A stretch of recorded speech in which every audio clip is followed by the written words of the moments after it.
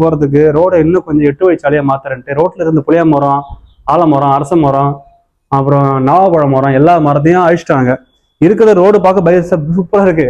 வெய்ய அடிச்சு கொளுத்துது. ஏற்கனவே தண்ணி இல்லை, மரம் இல்லை. நாட்டுல எல்லா செழிப்பையும் அழிச்சிட்டு அப்படி நாட்டை சிட்டி ஆக்கி என்னத்த பார்க்க போறீங்க? இதெல்லாம் இப்ப நம்ம ஊர்ல தண்ணியை காலி பண்ணிட்டு செவ்வாய் கிரகத்துல போயிட்டு தண்ணி எதிர்பார்க்கறானுங்க. அங்க போயிட்டு நான் கண்ணு வைக்கிறேன்றானுங்க, அங்க போயிட்டு நான் தண்ணி எடுக்கிறேன்றானுங்க. நம்ம ஊர்ல இருக்கிற தண்ணியும், நம்ம ஊர்ல இருக்கிற மண்ணையும், நம்ம ஊர்ல இருக்கிற மரத்தையும் எல்லாத்தையும் காலி பண்ணிட்டு வெளியூர்ல போய் நீங்க பார்த்து என்ன பண்ண போறீங்க? உள்ளூர்ல இருக்கிற மக்கள்கிட்ட ஒழுங்கா வாழ கத்துக்கிறாரு. அப்ப செவ்வாய் கிரகத்துல இடம் வாங்கி போட்டு என்ஜாய் பண்ணலாம். நான் என்ன சொல்ல வரேன்னா, மேற்கொண்டு மெயின்ஸ் பண்றேன்னு சொல்லி அங்க கறி எடுக்கிறேன்னு சொல்லி நம்ம மனசுல இருக்கிற கறி ஃபுல்லா உறிஞ்சிடாதீங்க. மக்களுக்கு மரத்தை கொடுங்க, தண்ணியை கொடுங்க. மக்களை வாழை கெடுக்காம அவங்க போக்க விட்டாலே போதும். உங்களுடைய ஆட்சி சிறப்பா இருக்கும். நீங்க புடுங்கி நீங்க வாழ ஆசைப்படாதீங்க. நன்றி, வணக்கம்.